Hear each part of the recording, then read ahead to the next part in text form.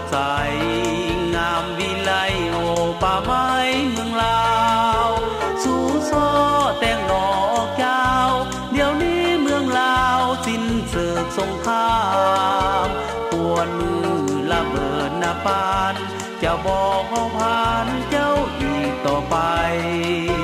สู้สนพ้นผ่านนานปีจนถึงวันนี้ชีวิตเจ้าสดใสมวลพุทธามาลาผ่านไม้มวลพุทธามาลาผ่านไม้แต่การกิ่งใบประดับเมืองลาวให้สวยงามเจ้าจะเป็นละนาดปีแขนเศษฟ้อนลาวแผนแอนอ่อนฟ้อนลำสมสายสมเสยใจสนาสันติภาพขึ้นมาพงพนาทั่วดาวใดเปลี่ยนสียามเช้าต้องแสงจุลีฝุ่งธานีหนุ่ยห้องส่งมาเห็นมวลหมู่สากุณาบินเจยเจิดมาสู่อุลาแท้เอ่ยย้อนมีการนำส่องใจ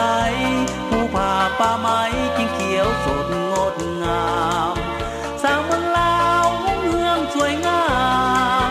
สร้างเมืองลาวเมืองสวยงามหัวแผ่สงครามที่พุ่งหันทำมาลมพัดตอกไปเจ้าเน้นดังเป็นสัญญาว่าลาวมีใสสมเสยสมเสยใจสนา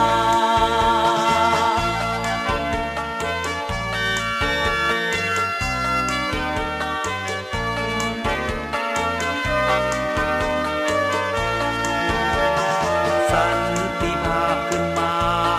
พงพนาทั่วดาวใดเปลี่ยนสียามเช้าต้องแสงจุลีฝุ่งธานีหนุ่ยห้องส่งมาเห็นมวลหมู่สากุ